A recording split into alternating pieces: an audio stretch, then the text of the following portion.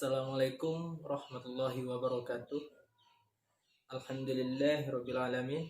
Wassalatu wassalamu ala asrofil anbiya wal mursalin wa ala alihi washabbihi rasulillah ajmain. Nama saya Roni Oka Prayoga. Saya mahasiswa dari jurusan Manajemen Dakwah, Fakultas Usuluddin Adab dan Dakwah. Pada video kali ini saya akan membahas tentang moderasi beragama dan pentingnya moderasi beragama. Apa itu moderasi beragama? Dengan kata agama, itu bukan lagi kata yang asing bagi orang. Semua orang dapat menerjemahkannya. Tapi bagaimana dengan moderasi? Mungkin bahkan ada yang baru mendengar. Jadi, kata moderasi ini berasal dari bahasa Latin moderase, yang berarti kesedangan atau tidak kelebihan, tidak kekurangan. Berdasarkan Kamus Besar Bahasa Indonesia (KBBI) menyatakan dua pengertian kata moderasi, yakni yang pertama pengurangan kekerasan dan yang kedua yakni penghindaran keekstriman. Dengan demikian, moderasi beragama dapat diartikan sebagai cara pandang, sikap, dan perilaku selalu mengambil sisi di tengah-tengah, selalu bertindak adil, dan tidak ekstrim dalam beragama. Dikutip dari buku Moderasi Beragama yang ditulis dan diterbitkan oleh Kementerian Agama Republik Indonesia, moderasi ini harus dipahami sebagai komitmen bersama untuk menjaga keseimbangan yang paripurna, di mana setiap warga masyarakat, apapun suku,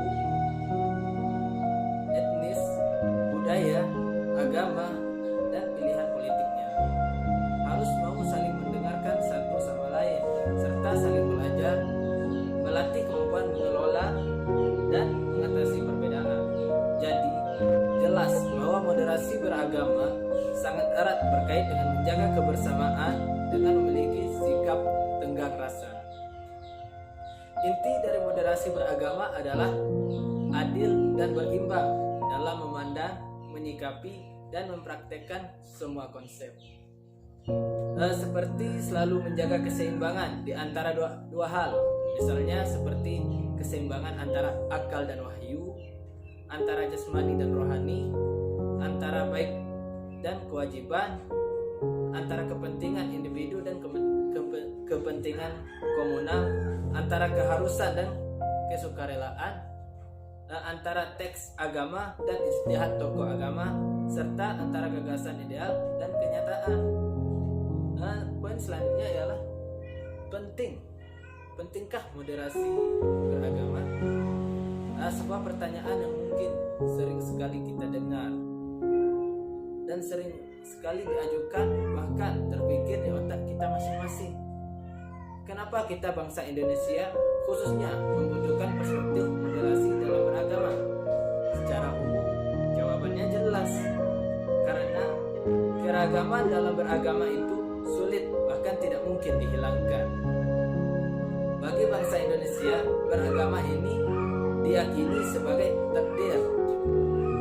Ia tidak diminta, melainkan sebuah pemberian dari Tuhan Yang Maha Esa.